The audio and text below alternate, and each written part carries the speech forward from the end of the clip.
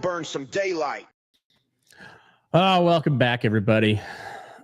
Baseball is over, which is sad, but I'm still kind of coming off of just being jacked up about a good World Series. Like, that was a fantastic World Series for two teams that one that I actively hate, and the other team that is in the McKinley family rule of baseball rule of thumb. We don't root for the Blue Jays because they're Canadian, and we don't enable Canadians. But much like the Dodgers, while I don't care for either franchise, I like a lot of players on both teams, and the big names got it done. Like Vladdy, I felt the worst for Vladdy. Like that dude was he was just a one-man wrecking crew in the playoffs, and even though they lost that series, it wasn't because of Vlad. He did everything he could. He was flashing the leather. He was crushing the ball. He was moving the runner. I mean, he did it all. He literally did it all except pitch, and yeah. So you hate to see a performance like that kind of get wasted, but I don't think it's wasted because that series was one for the ages, and it was the highest viewed Game 7 or highest game World Series game viewership since 2017, I think. Okay. And we went 11 innings in Game 7, which is, I mean, extra innings in Game 7 of the World Series. Like, if you're a baseball fan, that's like wet dream. Like that's fantastic because you're drawing out baseball, the longest season of any sport, and you're drawing it out just a little bit longer, just holding on for dear life. It's gonna be 2 extra innings. Like, we'll be over to next year. It was awesome. It was fucking fantastic baseball. And yeah, even though it went 11 innings and it was a relatively low scoring game, like, there was something happening it wasn't a like a boring pitcher's duel or like, both teams were playing well, and the pitchers the pitchers did well. But that we talked about it in that last time we were on, and then that clip that I posted, we talked about the starting pitching, and LA clearly had the edge in starting pitching, and in the end, that's what did it. Timely hitting, and then Yamamoto being a dog.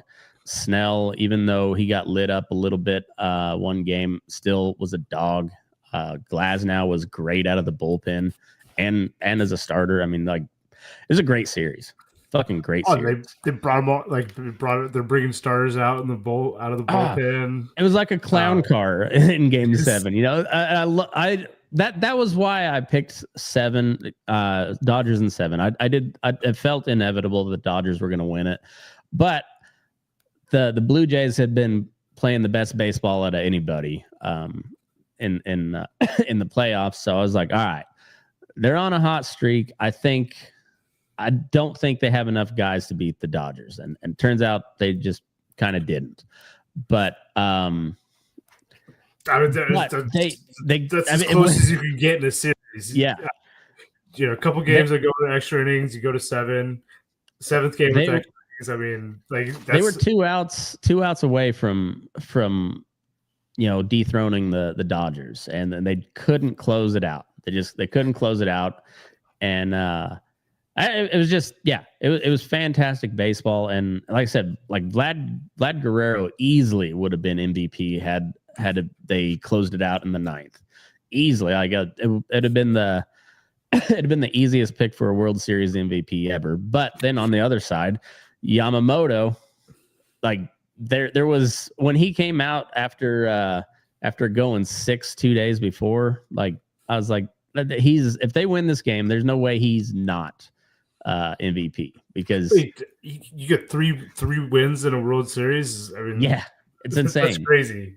And the equivalent of 2 complete games in the World Series, by the way. Like, he went a complete, and then he went 6, and then he went I guess he only went 2 2/3 in relief, but still on 2 days rest, and was just absolutely filthy.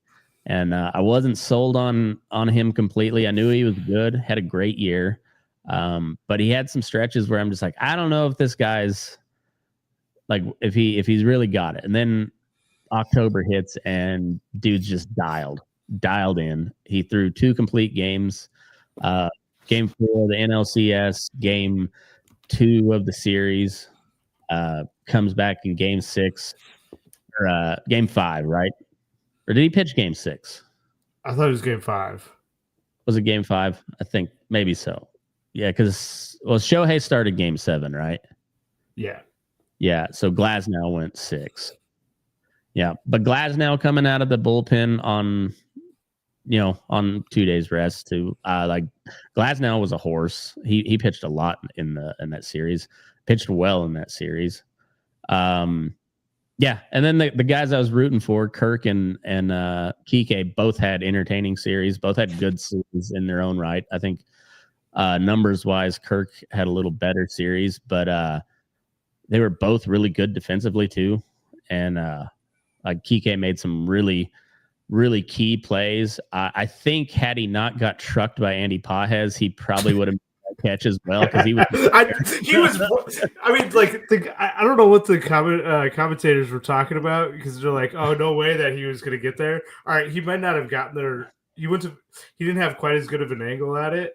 But his glove was like right there. He was there. His glove's right here, and Pages' glove is 4 feet above him.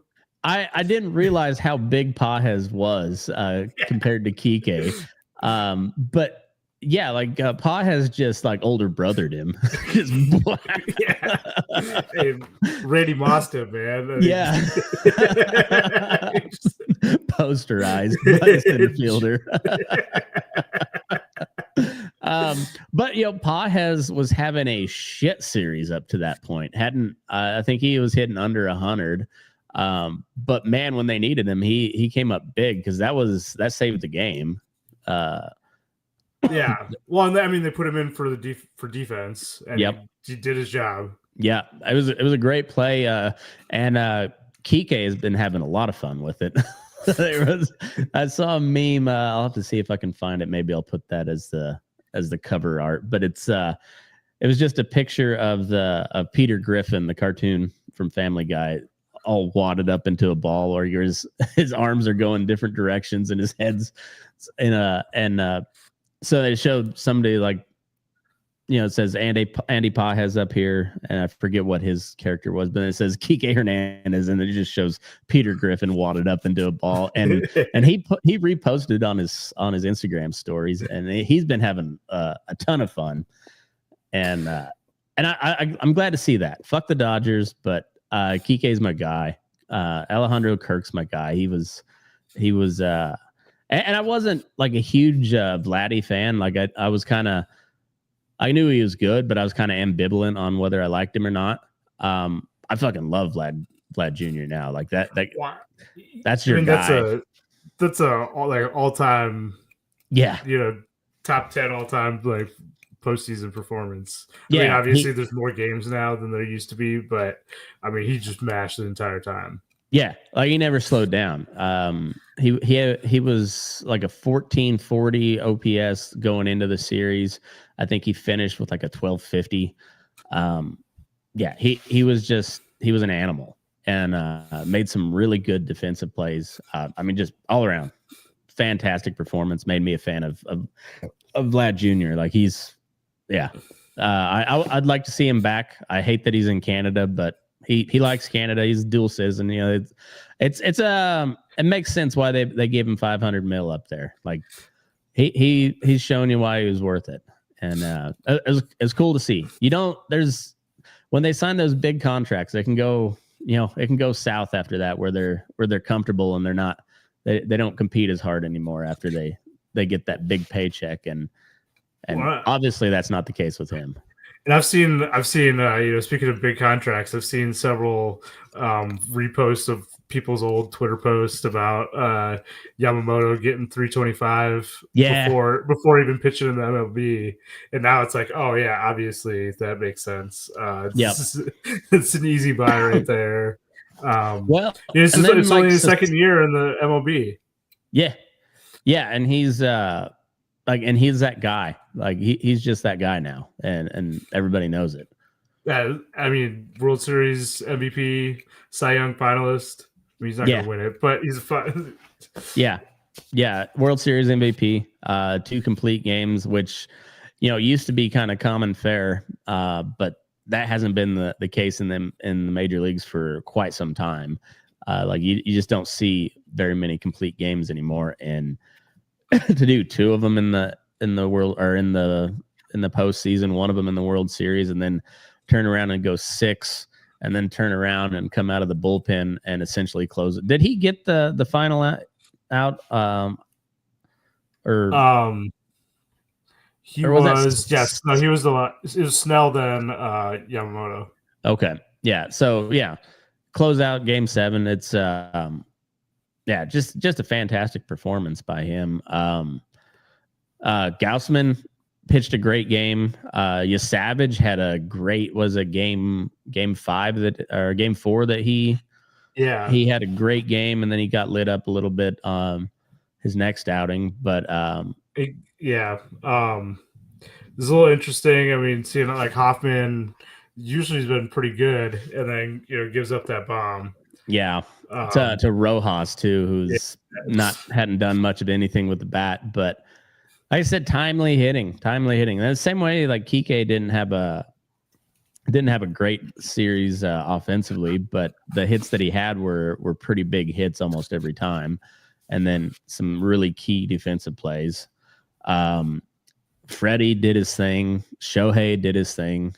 What do you have? Three home? Was that in the CS or the World Series where he had the 3 home run? That was in the CS, wasn't it? He had a 2 home run game in the series. That's right. Will Smith hit the go ahead home run in the 11th. All around it was just for the last game of the season, couldn't ask for much better. Like about as good as it got. Yeah, I mean, if we're asking for something a little bit better, it'd be base running by Isaiah Kiner-Falefa.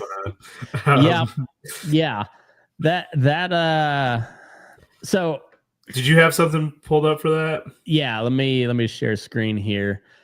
So this is Jake Savicki on Instagram, and I thought he did a really good breakdown of this.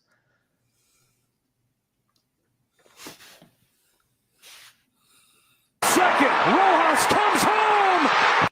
I know everybody's talking about this play, and here's my opinion. The Blue Jays played not to lose the game because they didn't want him doubled off, so they told him to take a small lead. That's what happens. You end up losing the game by this much because you're playing not to lose and not trying to play to win. But let's look at Dalton Varsho's spray chart real quick because this is crazy. Here's every ball he put in play this year. The red dots are line drives. You'll know. So that was the part that he brought up, and so line drive to the left side are pretty much all outs.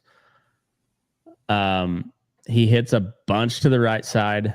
There was really no, except for Max Muncy had a great play just a little bit before that, where they hit a rocket at his head and he was playing in on the grass. But that being said, Varsho almost never hits a line drive to the left side. It was notice 0 to the left side of the infield. 0. Look at the green ones. That's a ground ball. He hit 3 ground balls to shortstop. That's it all season. 248 at bats. That's it. He hit quite a few to second base, obviously, and he sprays the ball a little bit around the outfield, but he's a pull-happy hitter. I cannot for the life of me understand why the Blue Jays would play the lowest possible percentage of something happening, which is a line drive to the left side of the infield, which has not happened one time in 248 at-bats for this guy. If you are hitting a line drive to the right side, you're probably taking a good lead at third, getting back, and they're probably not even throwing over there because in order to double you off, they got to lead Muncie to the bag, who's going to be running back to the bag the same time you are, and then they got to throw it over there and try to double you off. And if they overthrow it, the game's over and you win because you score anyways. I just can't imagine with all the research they have how they blew this. If it's me, first and second base, you guys stay married to the bag. You do not get doubled off. You're worthless runners. Your only job is to stay close to the bag, no double plays. If there's a ground ball, get to the next base. Done. You don't matter. We score, we win, you guys advance. It's over. That's all.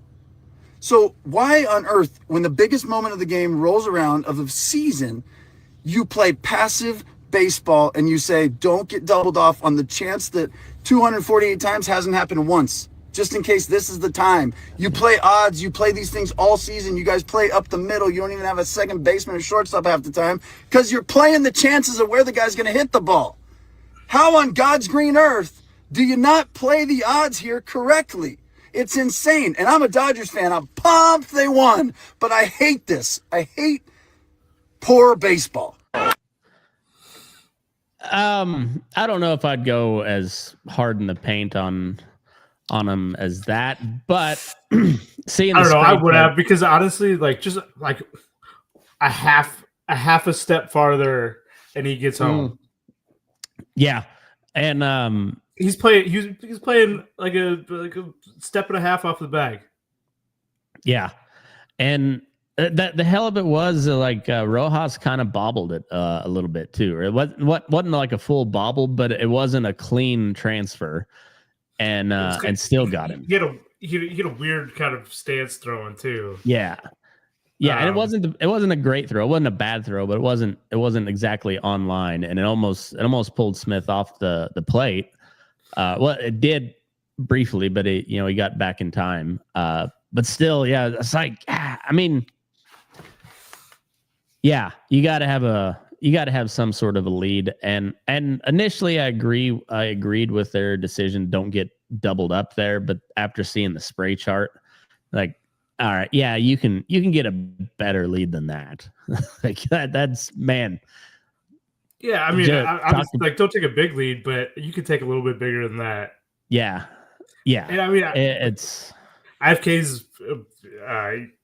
He can run, like, yeah, he could easily take one step back and dive back to third if you needed to from farther away than he was. Yeah, it's not Alejandro Kirk over there.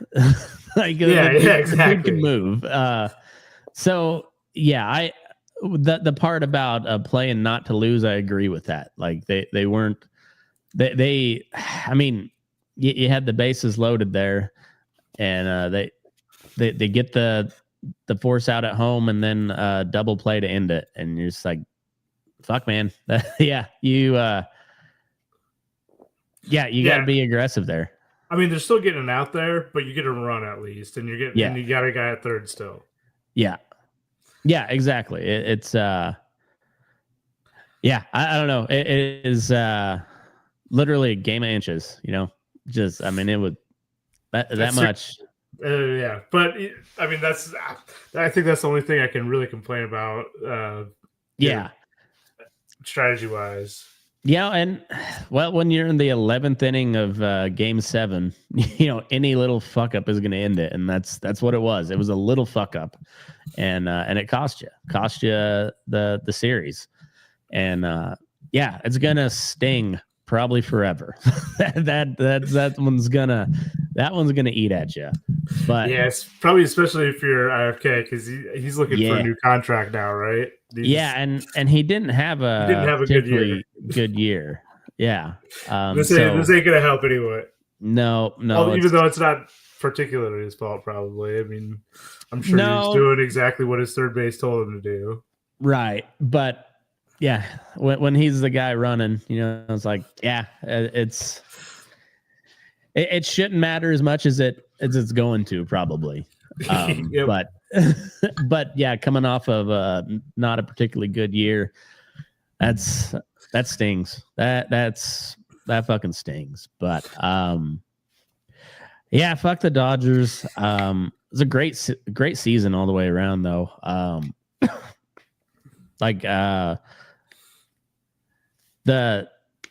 Well, it was the highest rated World Series game in quite some time. I was looking earlier in the season on some of the numbers with, but I think they had like 25% growth through the MLB app, and then or like 30% on that, and then like another 25% on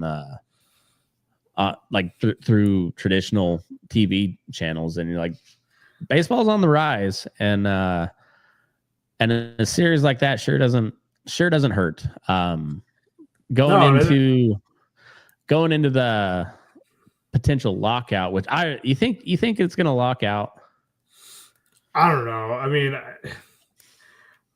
I think lots of people say it will, but I'd be surprised if it does, or if it's like, what was that, 2021?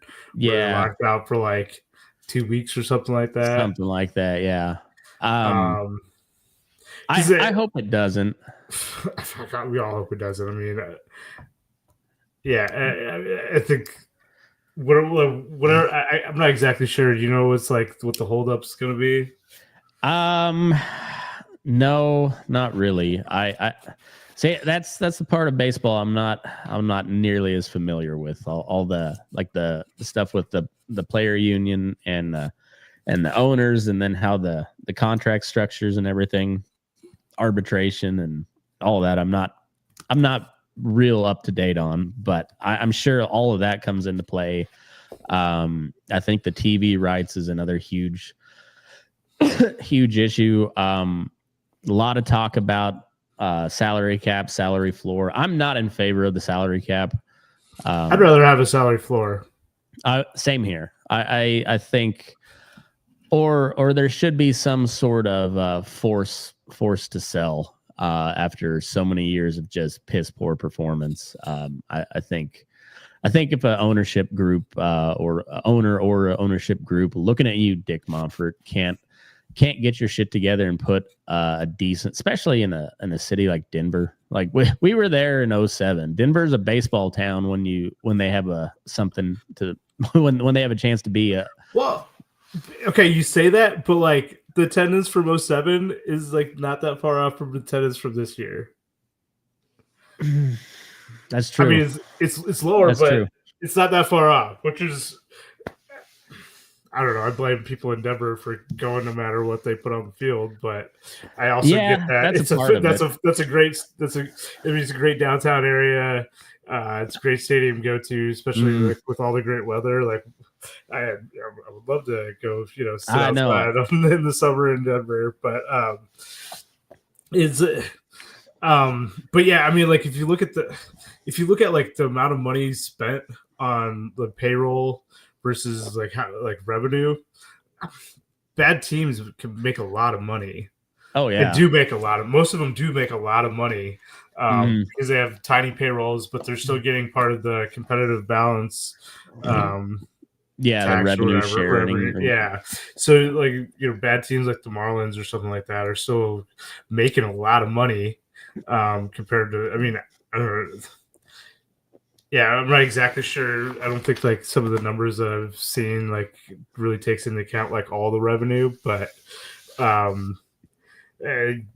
like the Mets spend they spend as much on their payroll as they generate in revenue, essentially. So no shit. Yeah, like they spend a ton, but they also make a ton, or I should say they make a ton, but they also spend a ton of it like back into the on-field performance. Mm-hmm.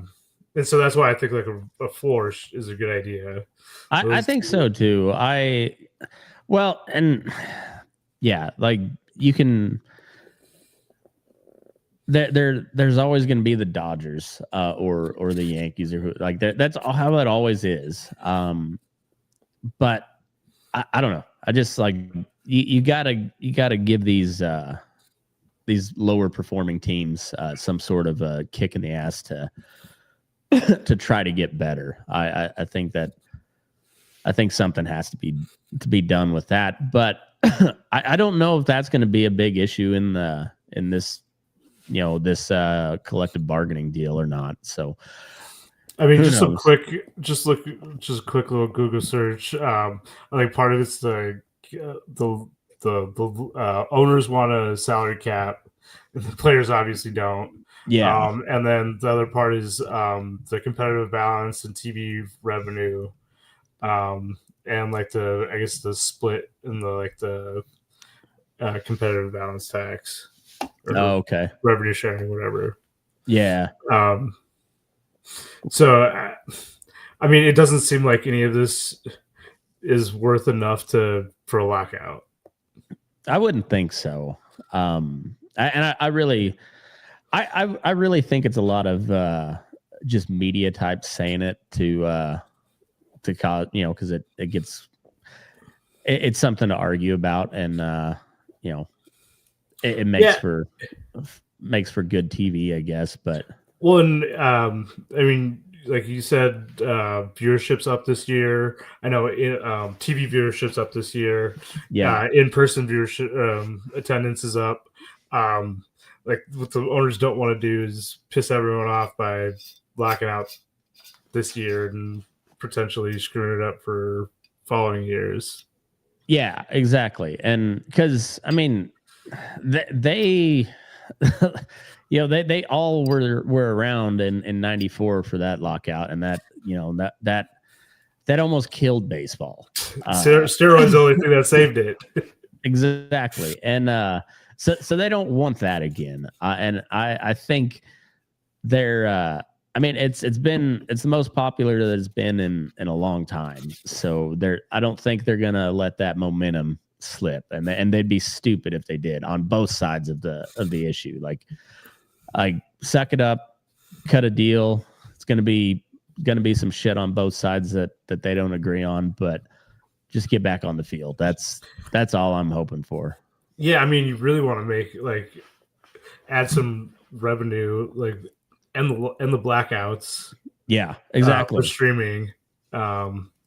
And I know some local markets, you can buy here you can buy the FanDuel package or whatever. Yeah. Be able to stream it that way. Yeah, because I bought the MLB package, but I still had to buy the A's add-on because I'm in that's the market that we're in is the NBC Sports California. So well, pretty much the only reason I have cable is to watch the Tigers, although you can buy it here, and so it's kind of that in basketball. But now that most of basketball is available streaming, and I don't necessarily care about the Pistons, cable's going away. Yeah, I don't blame you. It's I haven't had cable or satellite for quite some time, and so we've been cordless for a bit, but I'm not going to pay for the Sunday ticket, so I'll just do pirated streams to watch football games. But the MLB package, it was $150 for the year this year, and it's worth every penny. You can watch all the games with whatever home or away broadcast, home TV and radio broadcast, away TV and radio broadcasts. How they even have the Spanish radios on some of them, and then you get all the minor league stuff, and I don't know. They got a lot of cool stuff with that MLB package. So, and they're not a sponsor. They should be, but yeah. I'll talk them up. It's worth the money. If you like absolutely. Baseball. I mean, I got my money's worth out of it. I mean, I wasn't working this season, so 1 o'clock rolls around most days, and it's on in the background at least. Oh, dude, I always had some game going. Yeah, when it was. Usually the early games start about 11 out here. So whenever they came on, whatever the most intriguing matchup was, I'd listen to it on the radio. And I love a good baseball radio announcer. It's not a lost art because every team has one, but it's just a throwback art of calling a baseball game on the radio, and I enjoy it. So yeah. But so I guess the there's some free agency stuff, but we'll get to that here in a minute. But the player awards, finalists, pretty much everything the finalists are out, right? Yeah. So I think on the MVP side, we were talking a little bit before the show, but on National League, we got Shohei, Soto, and Schwarber. American League, we got Judge, Jose Ramirez, and Big Dumper. I don't think it's a close race in the National League, honestly. There's some Shohei fatigue, but I don't think so. And well, I mean, we were kind of talking about it before we started to. He's kind of it's a little bit unfair for him because he's he's a great hitter and like a very high end pitcher. Yeah, and since he does both, it's like, oh yeah, clearly he's more valuable than someone who doesn't do one of those things. Yeah, and so if he has, say, like a down year and only hits 40 home runs, and and then has a slightly above pedestrian record in the still just based off of that, he's like he's in his own category because he does both, and it's I don't see that changing anytime soon. He hit 55. He quietly hit 55 home runs. Like there was almost no talk of Shohei's offensive performance down the stretch. It was all about Cal Raleigh and Judge and I didn't realize Schwarber. I didn't even realize he got to 55. Okay. Yeah, it's crazy. Like the quietest 55 home runs ever. It's funny is he's still going to win the MVP, but he almost feels like the Bobby Witt this year, where like except Bobby didn't win it. Shohei's still going to win MVP, but it feels like he's in the Bobby Witt category because like nobody talked about his offensive performance. He didn't steal as many bases, but he still had 55 home runs. I mean, it's ridiculous. But what did Schwarber end up with? He had 50 something, didn't he? Yeah, it was 50 something. And so I don't think Soto had a great year. 56. Okay, so he beat Shohei. And then offensively, that's a pretty solid comparison because they're I mean, Shohei's a better all around hitter, but 55 versus 56. Schwarber had a great year, but no pitching, and then Soto had a great year too. Everyone was so down on him his first month. Because he wasn't his regular Soto self, and then the rest of the year he just killed it. He ended up with career high in home runs at 43, 38 stolen bases. Which where the fuck did that come from? Yeah, his previous, I think his previous high was 12. Oh shit! Yeah. That's crazy. Yeah, 105 ribbies, 120 runs, led the league in walks and on base percentage at 396. So pretty incredible season there. Yeah. For someone who doesn't have a real chance of winning an MVP, unfortunately. Yeah.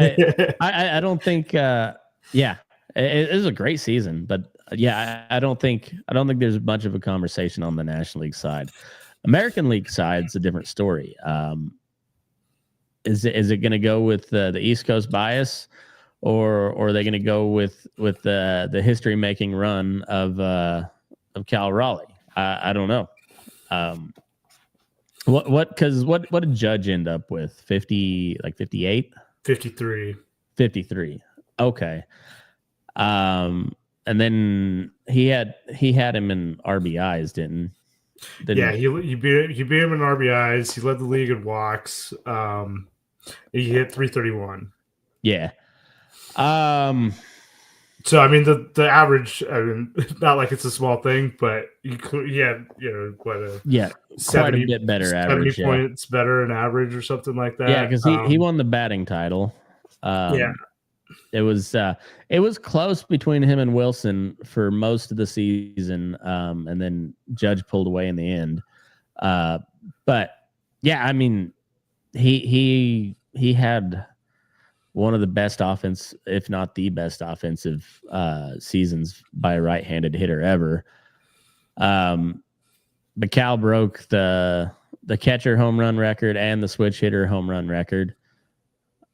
And yeah, I don't know. I'm not sure which way they go. And he's also a catcher, which it's a hard position to play, just durability wise. He's also calling games. Also as a catcher, he played a lot of games. Yeah. He didn't win a Gold Glove this year, but he still was a top end defensive player. Yeah. Calls a great game. Yeah, I don't know where they go with this. I want to say that the attention down the stretch for sure was on Cal Raleigh, but I don't know. There's I don't know where they go. I don't even think it's a question if Judge didn't get hurt there for 3 weeks or something like that. Yeah, it was close to a month, I think. Okay, yeah. If you didn't miss that, I think those numbers are those offensive numbers are a lot closer, and Judge just runs away with it. I mean, obviously Cal had an amazing season, but I think Judge gets it here. I think so too, and I like Cal a lot. I hate the Yankees. But the numbers are the numbers, and yeah, I know there's not as nearly the emphasis on batting average as there once was, but still 70 points difference. That's a big chunk. And I don't know. He had a great year. He almost knocked down the left field wall in Sacramento.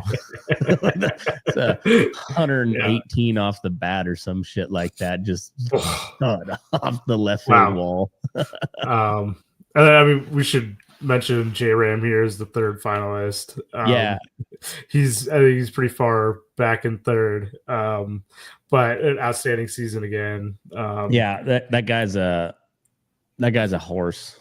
He 30 home runs, 44 stolen bases, hit 283. Gold Glove finalist. Yeah.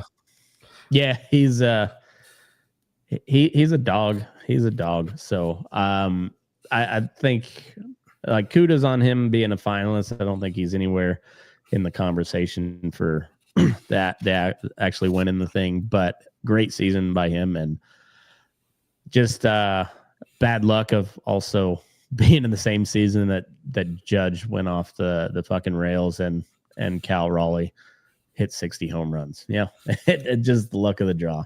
He's I guess in a true comparison, he's the Bobby Witt this year.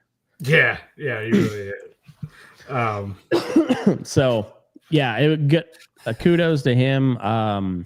Cy Young, on the National League, we have Yamamoto, Skeens, and Sanchez.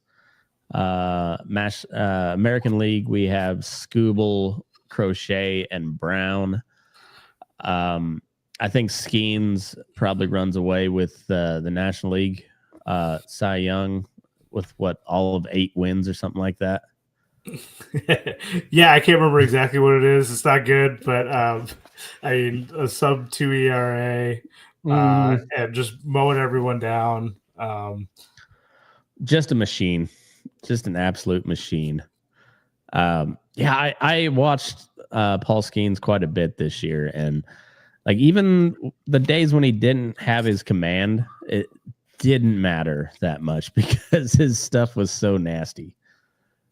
Yeah, and it seems like he's so he could adapt so well when he doesn't have when he's not firing on all cylinders. He's like, okay, well, I'm just gonna make a couple adjustments and still not give up any runs, and we're gonna lose 1-0. Yeah, so maybe the four seamer's not working today, so we'll just switch to the sinker or the slider or the knuckle curve or just whatever he's got, just like goddamn dude. Or whatever he makes up between the first and the second innings. Yeah, no shit. Sanchez had a great year. Yamamoto had a good year. Great postseason. Really good regular season, but really turned it on in October. I think Skeens runs away with it, and he probably should. I think Scooble probably gets it done back to back this year, but it's a little more of a conversation because Crochet had a fucking great year. Hunter Brown was on the tear, kind of trailed off a little bit towards the end of the season, but still was nasty. Yeah, I mean, Crochet and Hunter Brown, great seasons. Scooble was better than he was last year when he won the Cy Young. Somehow better ERA, better WHIP, better FIP, better strikeout to walk ratio, threw more innings, threw more strikeouts. I mean, just like he's just all around better. It's crazy. Only thing that's worse is his win-loss record, which honestly I don't think is a great indicator of how good you are, because it's pretty much since like Felix Hernandez started tearing it up with the trash team. It's like, okay, wins shouldn't matter anymore, and especially with like Skeens now. Yeah, it doesn't matter that he does. It really doesn't. And the way the way that the game's played anymore, where like guys just don't go long enough anymore a lot of times to get the win. It's not unusual to see a starting pitcher pulled in the third or the fourth. Sure, but if you're a Cy Young finalist here, you should not be that shouldn't be happening. You should be going 6 every time. Yeah, and I mean, I can't think of a single time that School didn't make it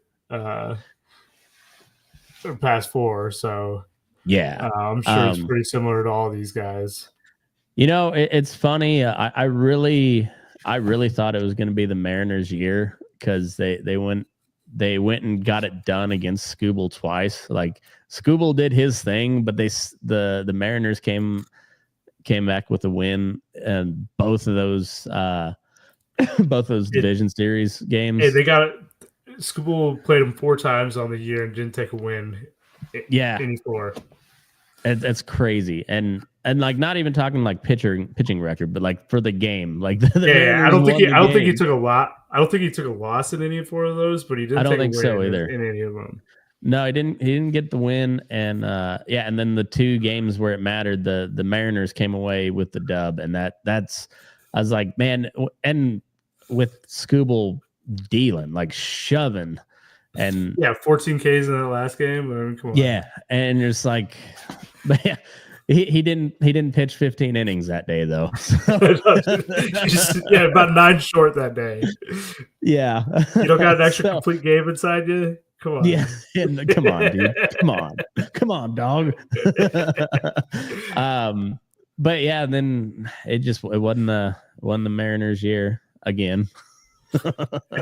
It's never their year. Never their year. Never has. They're the only team that hasn't made it to the World Series. Is that correct? Yep. Yeah, because I know the Brewers haven't won it, but they've been there. The Rockies have been there. The Rays have been there. Padres won? No, I don't think they've won, but they've been there. Yeah, and I think the current longest streak or drought in major leagues is Cleveland, and that was like 1948 the last time they won. Oh wow, okay. Or was I didn't realize it's that long. I think so. Because these have some damn good teams not to win one in there. Yeah.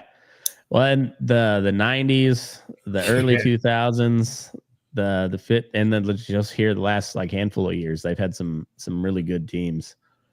And they lost in 7 to the Cubbies. That was a heartbreaker too. But yeah, it's crazy. All right, so before we get into the free agency stuff, well, you got rookie of the year real quick. Oh yeah, rookie of the year. A's coming through, taking 2 out of the 3 finalist spots. Wilson and Nick Kurtz joining Roman Anthony of the Red Sox. Roman Anthony is if he can stay healthy, that guy is really good. Yeah, I mean, he started out real slow and then turned it on. I mean, I don't think there's any reason for him to slow down significantly. That's a hell of a top 3 right there. Yeah, especially if you're in athletics. Yeah, I'm really stoked about that. Yeah, I don't see how Kurtz doesn't win it. Wilson he missed about a month, like end of July. Broken hand. He gets hit a lot in the hand. It seems like, but Especially in the box, man. Yeah, he started he started moving out in the box because they were really cramming him inside. But that kid's one of the best contact hitters in the game. Came out with his hair on fire, didn't really slow down ever. Kurtz struggled a little bit early on, struck out quite a bit, but that kid's good. That kid's really fucking good. I mean, he's great. If you extrapolated him out for the whole season, I mean, he's easily in the MVP race. Oh yeah, yeah. So he came up like mid-May, and just like he's Gold Glove caliber defensively. He hits right around 300. I think he had 32 or 33 pumps. Just 36. 36. All right, perfect. So in 117 games. Yeah, he's and yeah, and a lot of those were opposite field. Like he loves hitting home runs to left field. Big Amish power.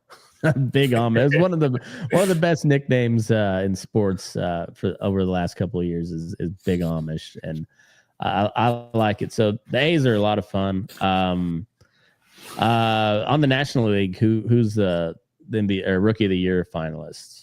All right, so we got Drake Baldwin, catcher for the Braves, Caleb Durbin, third base for the Brewers, Cade Horton, pitcher for the Cubs. Horton Baldwin was really good for the Cubs. Like 2.67 ERA, in 118 innings.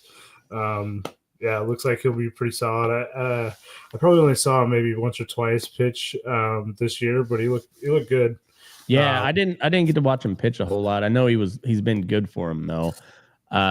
Drake Baldwin was really good, and that Caleb Durbin started out kind of slow, but he's a solid little third baseman there for Milwaukee. I think Baldwin probably gets the nod there, but I don't know for sure. I think he's got a good so he started opening day, which I think helps him. And I think Cade Horton might win it if he played the whole year, but he only played about half a year. And then Durbin came up pretty early in the year, but still didn't play a full season. Yeah, and his numbers just aren't quite as good. So I think Baldwin's going to take this one. I think so too, and I think that analysis is pretty dead on. Like Durbin was good, but not quite as good as Baldwin offensively.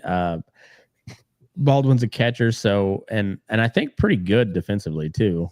Great contact hitter. Baldwin's got him on the power numbers a bit, and honestly, average too. So. Yeah. Now I think of course we were talking about Baldwin early in the year, and so that makes sense. And it makes sense that Wilson and Kurtz both made the finalists. I think that's I think that was well deserved. They both had I don't know how you I don't know how you leave Wilson out. I mean, obviously, No. Penix is Yeah. the front runner here. But Yeah. you hit 311 with a little bit of pop. I mean, Yeah. you got to be there. And and then like he started off pretty shaky defensively, but the whole team did. But his old man was Gold Glove shortstop, so like I ain't worried about that. He's gonna get better.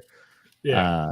And then he just all that kid does is hit. He just hits, like not a ton of power, but the power's there. It's not big Amish power, but he's got some pop. And but he just knows where to hit it. He's at the lower end of the league on bat speed and exit velocity, but his OPS was up around 900. So like he's getting in the gaps. Yeah. He's not fast, but he still gets a lot of extra bases. Yeah. Okay. Well, those are the awards. So yeah, I think all right. So before we move on to free agency, do the way too early predictions for next year. Okay. We don't have to go every division or anything, but who you got in the series next year, just as a wild guess? Oh, let's go Tigers and the Dodgers. Tigers, Dodgers. That'd be a fun series too. I don't know that anybody. I can't take the Brewers serious. They might have the best team in baseball, but they just can't get it done in October. Yeah, after they just got like beat up by the Dodgers. They had they were looking pretty good until the championship series, and then just got curb stomped. I mean, it kind of felt like Phillies. This was the Phillies' year to do it. And I think so too, and they didn't do it. Unfortunately, some injuries late there really cost them. I think so too, because having Wheeler there in October, I think they could have got by the Dodgers. Honestly, I think they could have got by the Dodgers, but they didn't. It would have been tough, but I mean, maybe not the way the Dodgers were pitching there, but it would have been close. I don't know. I don't really see anyone overtaking the Dodgers. I don't unless either. Unless there's could be some big signings and that changes pretty quick. But now, exactly. But like I said, that was before we get into the free agency talk. I like that pick, Dodgers Tigers. I don't see anybody else uprooting the Dodgers from the National League. I don't think the A's are going to be there. I think they do. I think they get to the postseason. I think they maybe get a wild card, possibly win the division. But I don't. They're not going to be in the series. I don't think. I think Seattle's probably going to have another good run next year.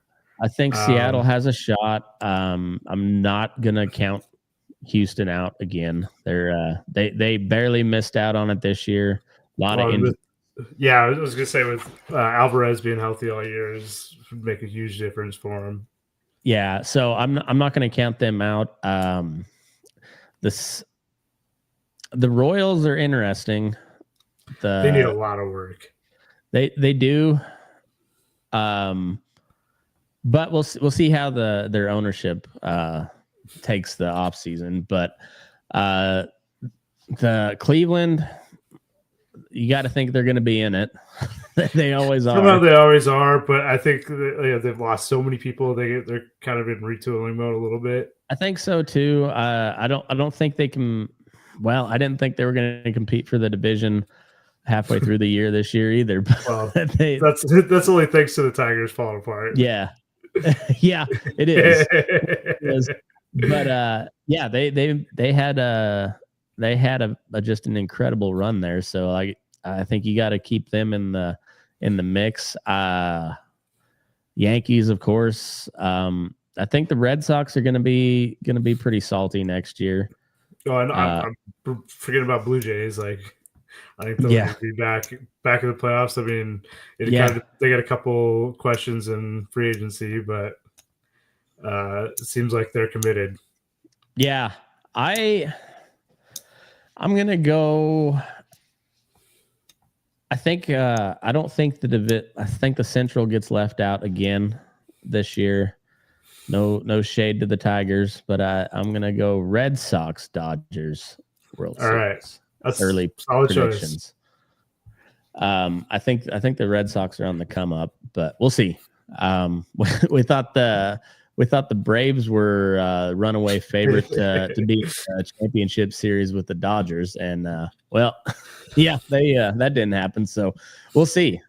Baseball's a weird sport, and that being said, there's a lot of holes to get filled in the offseason. So one of the most recent ones I saw, Shota Imanaga, both the Cubs and him opted out of that, so he's on the free agency market. Kyle Tucker's on the market. Michael King opted out. Michael King's on the market. Alex Bregman's on the market. Bo Bichette's on the market. Kyle Schwarber's on the market. Framber Valdez is on the market. You think his whole plunking his catcher hurts his stock any? Yeah. I think so too. I don't think it hurts that much because dude is pretty fucking good, but it seems like he's not real well liked kind of anywhere he goes.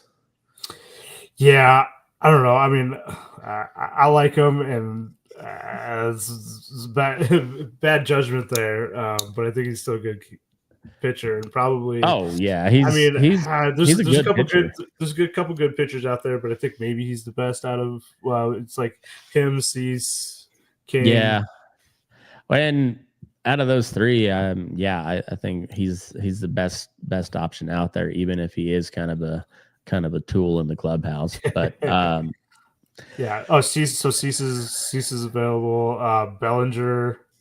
Oh yeah, Cody Bellinger's.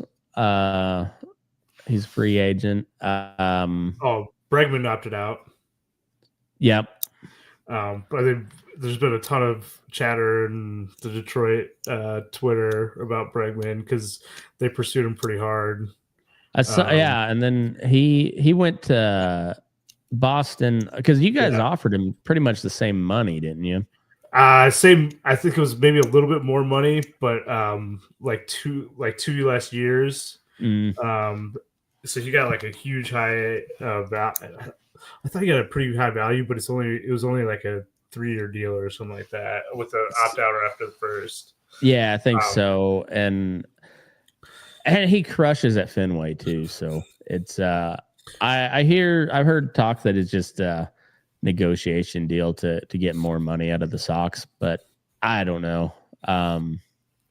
But yeah, the Tigers did pursue him pretty hard. So there's that, and he'd fit right in. So, yep. And then kind of another reason that Philly might be hurting a little bit is Ranger Suarez is a free agent. Yeah. How was he this year? And Kyle Schwarber? Yeah, Schwarber. I think they probably re-signed Schwarber, don't they? I don't know. He's 33. And I projected here from the Athletics as 6 years, $153 million. That's a lot of money. A lot of money. I think he's worth it given what he's done. Recently, but I don't know. Signing him to 6 years. If that bat speed slows down at all, like he turns into like Cabrera at the end of his career. Yeah, he's the power just falls apart, and he has no other. He has no other tools. No, he hits 210 hitter, but he hits 55 or whatever. He hits home runs and he walks, and that's all he does. He does walk a lot. Yeah, you're right. But yeah, he stole a few bases here, so I don't know, but he's a one tool player. Like that's it. He hits for power and that's it. Yeah, I mean, if you want Klaus Schwarber, you can get for probably similar, maybe even less money. You can get Pete Alonso. Yeah, You can at least play a position too. He's a solid defensive first baseman. He's not good or great, but he's good enough. Yeah, good enough. It's funny, growing up, like especially now my kids are in Little League. Like first base is such a premium defensive position at the lower levels, and then it's almost a throwaway position once you get to the majors. It's just like what? Just put him at first base. Anybody can play first base. Yeah. So let's see. Flaherty opted out of his contract. Oh, no so he's shit. out there. Yeah, I thought he'd stay because I thought he had it was like a 1 year for like 22 million left on his contract, which gives him another year to maybe go back to what he did last year. Yeah. Boost his value a little bit, but given the price, I don't know if the Tigers bring him back. Yeah, well, and he wasn't bad. No, but he wasn't outstanding either. Like he was good. Like he was solid. But like he's not an ace. At best he's like your number 3 guy on a team that's going to compete. But I don't know. There might be some smaller market teams that'll pay him to be an ace too. So I don't know. Yeah, I mean, I could see. I don't know. I mean, I think Michael King probably has a similar projected price for him, and I might take King instead. I think so too. I mean, it's close. They're very similar. Yeah, they're about the same age. I think King is King's got some injury issues, but I think when he's on the mound, I think he's a little bit better. And they're both looking maybe like a 20 mil a year range. Yeah. I hold on just a sec.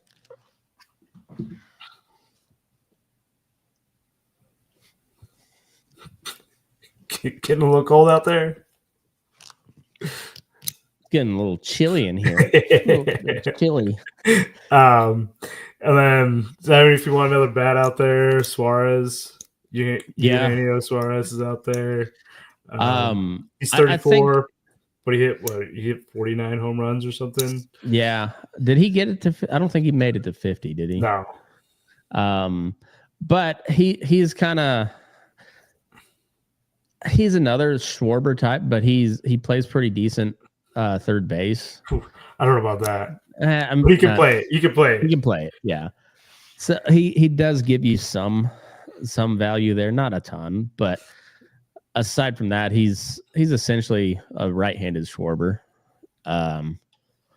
So, but he likes Seattle, and he's one of the few hitters that actually hits well in Seattle too. I mean, I think he would take a contract there in a second.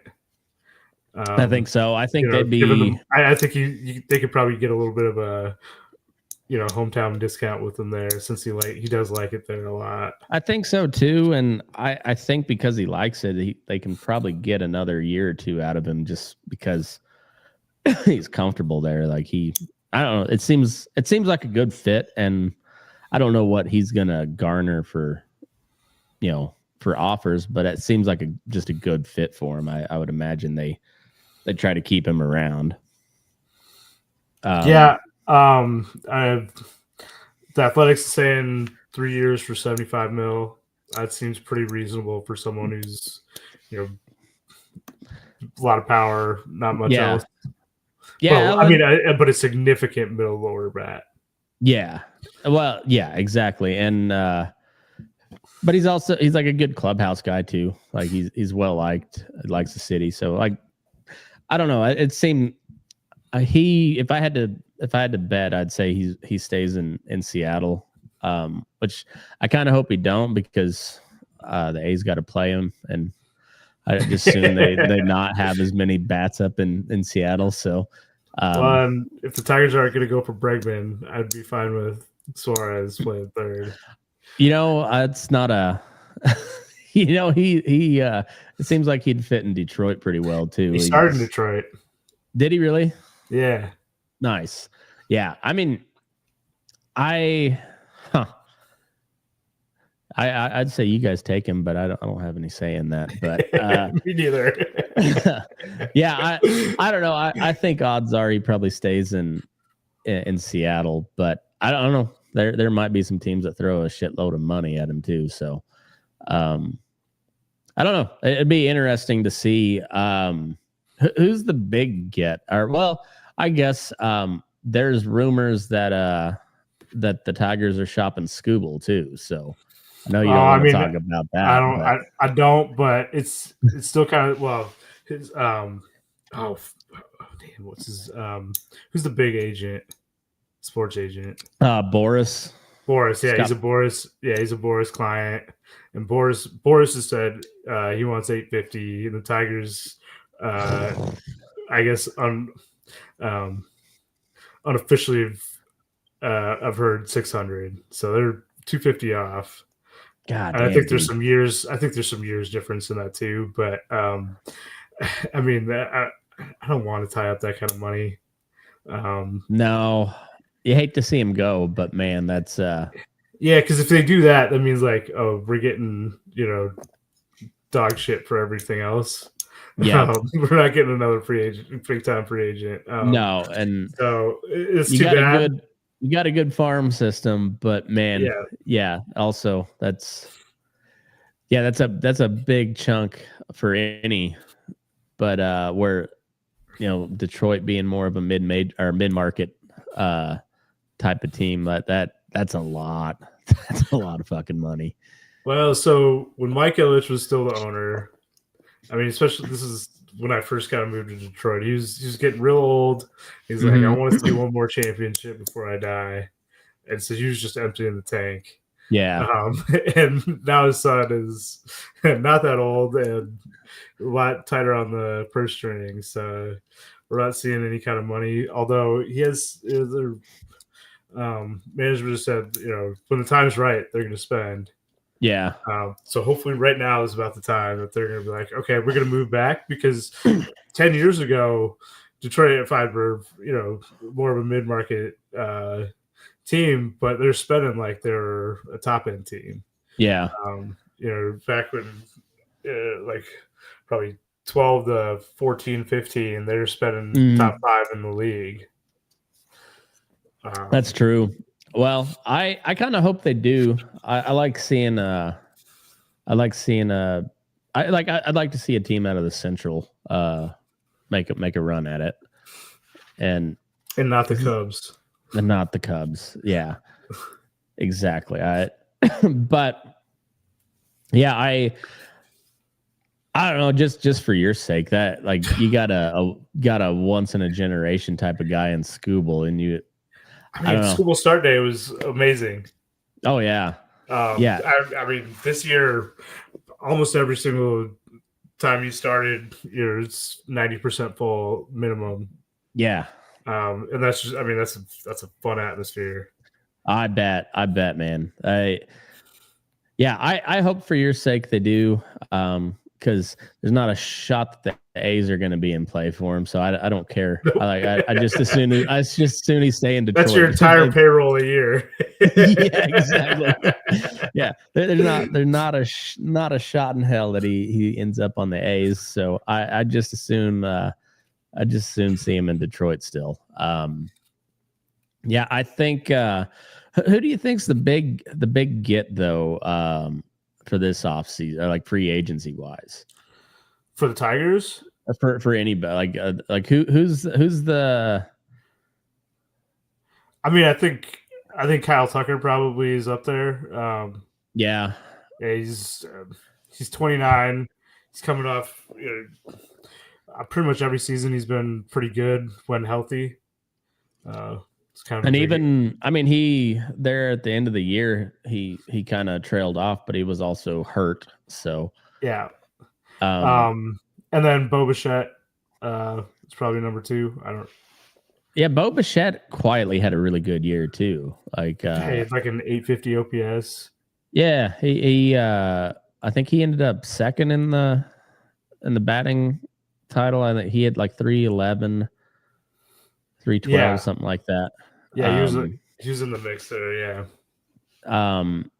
Yeah. And then MLB posted something like he turned a double play at second base, and they're like, Bo Bichette's never played second base in the major leagues.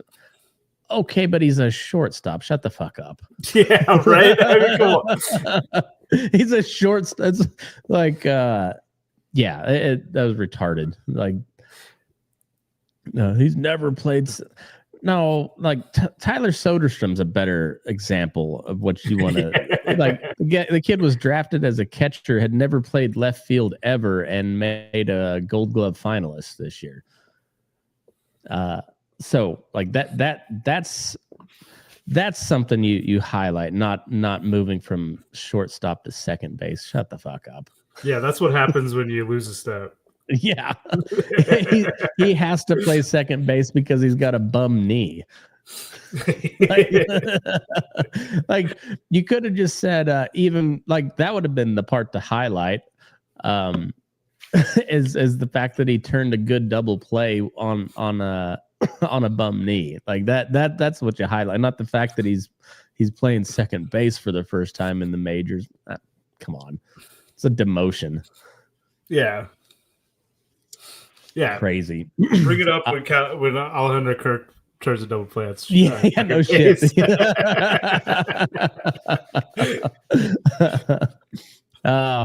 That Alejandro Kirk is the funniest player in baseball, and like unintentionally so. Kike Hernandez may be intentionally the funniest guy in baseball. Alejandro Kirk just cracks me up. He's like watching a corgi. I can never not smile when I'm watching a corgi, and it's like that when Alejandro Kirk comes to bat. I'm just like, I fucking love that guy. So when do pitchers and catchers report? February 13th. February 13th. It's a long time till February 13th, but I suppose we'll make it. We'll make it. I got not much on football this week. Broncos are 7-2. Packers lost a stupid game to who did they Carolina lose? Oh yeah. The Carolinas are like 5-4 though. Like that they're quietly kind of decent. I don't know. And they lost Tucker Kraft. Oh no shit. Their best receiver this year. That's going to change the game a bit for them, but it seems like they always got receivers just they never have come out of nowhere. Other than Devontae Adams, they never have like a top tier wide receiver, but they got a bunch of like solid like middle tier. Oh, like Jordan, it's like Jordan Nelson. Yeah, forever. yeah.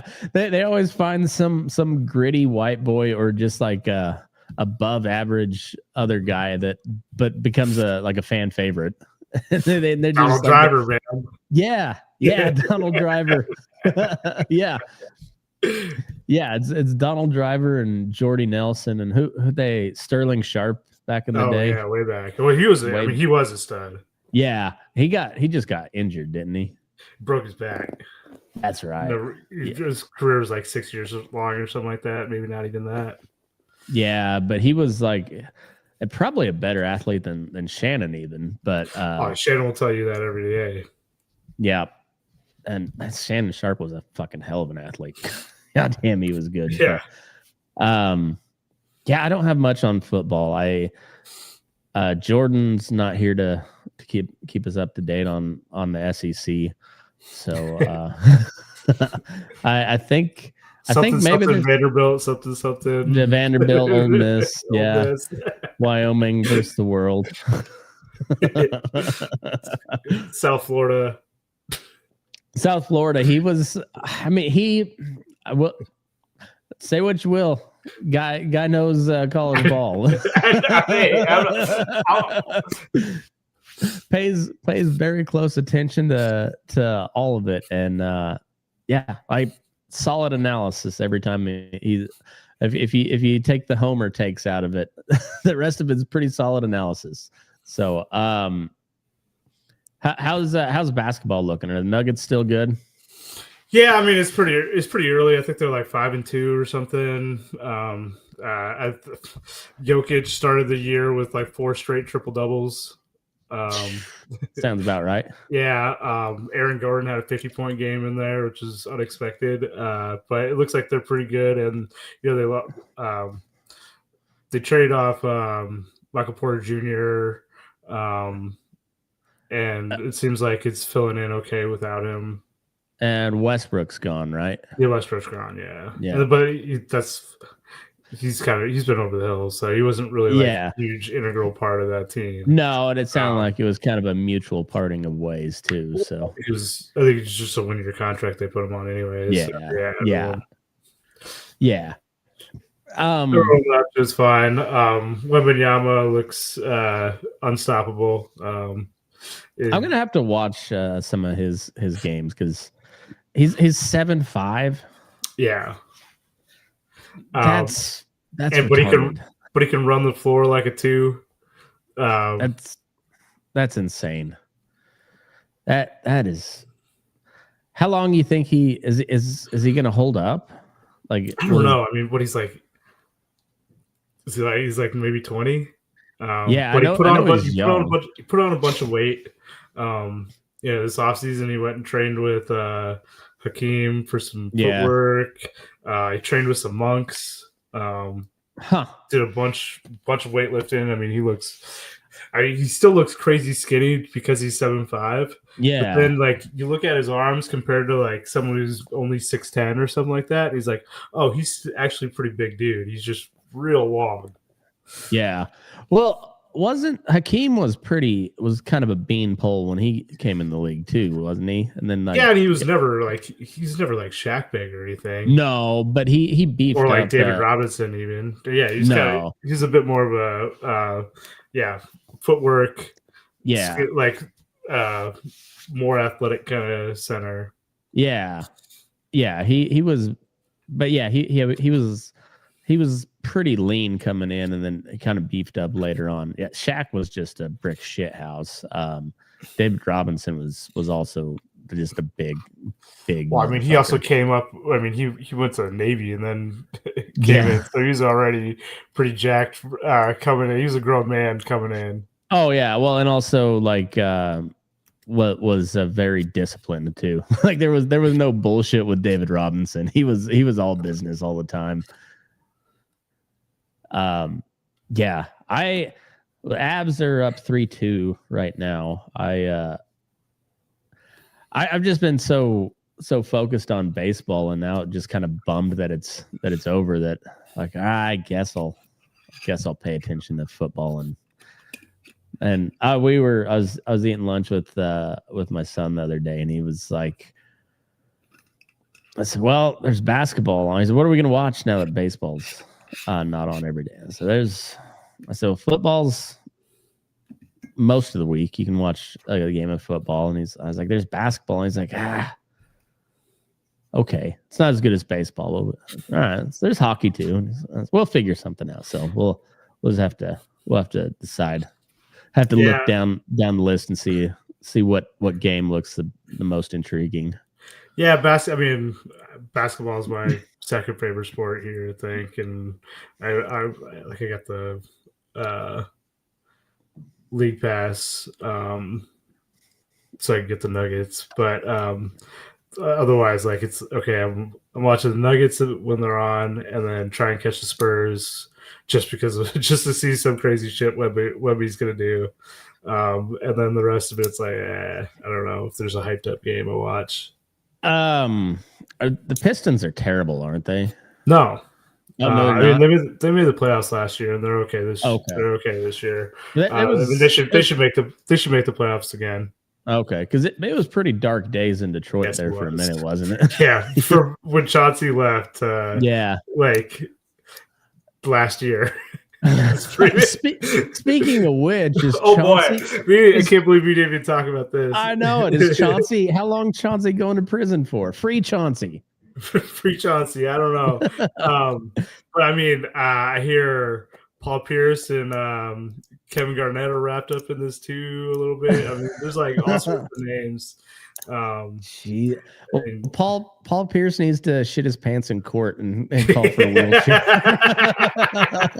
I mean, I think Terry Rozier, I think, is the only one who's an active player that's caught up in actual sports betting, and so he's probably getting a lifetime ban.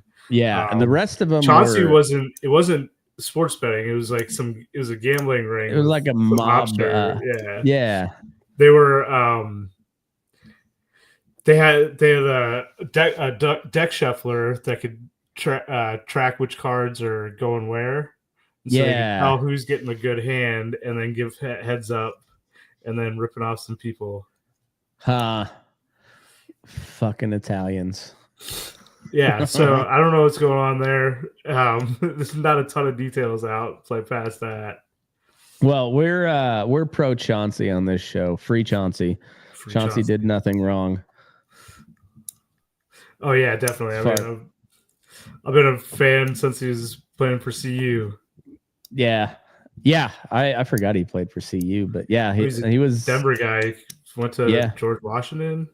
I think so, and then he was with the Pistons forever, and then was at the Nuggets there at the end of his career. And I mean, he was good with the Nuggets too. Yeah. So, that's some shit. It's funny, all the memes floating around, like like all these ESPN talking heads covering the betting scandal. And then there's like a DraftKings ticker at the bottom. ESPN Sports Bet. Yeah, exactly. Yeah, ESPN's got their own bet. Because aren't they because it was Barstool and now it's ESPN Bet. Oh yeah. Those sports media enterprises have it's like ESPN is whatever it is now. And like they can't decide if I don't know, like they went all in on the WNBA, and still nobody watches well, it. they got NBA back now. Oh, do they? Okay. Yeah. So they got once a week, maybe twice a week, and then like I think Peacock's got something. And then they've never been able to do anything worthwhile with their NFL coverage. Like their coverage team on ESPN's always been shitty, which is weird. I don't know why that is, but so ESPN bought Inside the NBA on TNT. So they got that. So they got that whole crew. So they just bought like the best,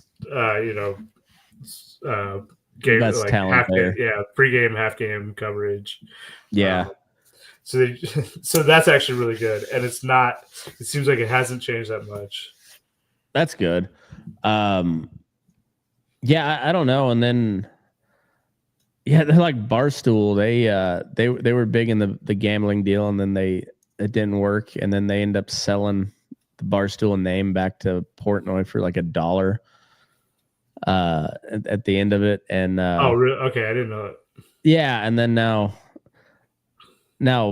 Portnoy just wants to send you to Auschwitz if you talk bad against Israel at all. And so yeah, that they got that going for him, I guess. Okay. Yeah. I mean, I was already fucked Portnoy before this.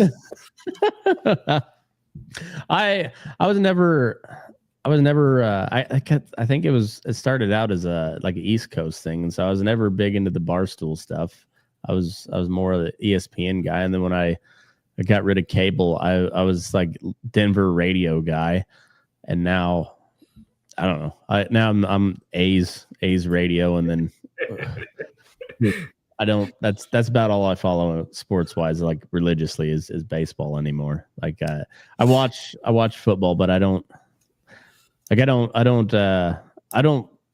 listen to a whole lot of or consume a whole lot of like football analysis. I can watch it on Sunday, and that's kind of where I'm at. So, but I've got a lot more free time on my hands nowadays, so I can enjoy some other sports. So I'm gonna follow the Nuggets a little bit, follow the Abs, and then tell me when a good F1 race is, and I'll we got Vegas. We got Vegas this weekend. Nice. All right, I'll check that out. So, well, I think that covers it for this episode. Unless you got anything else to add. No, that's it. Okay, I think that's all. So, we'll try to do one next week. It's we'll see what Jordan's got going on, and I'll we'll catch you all next time. But thanks for tuning in, and move your ass. We're burning daylight.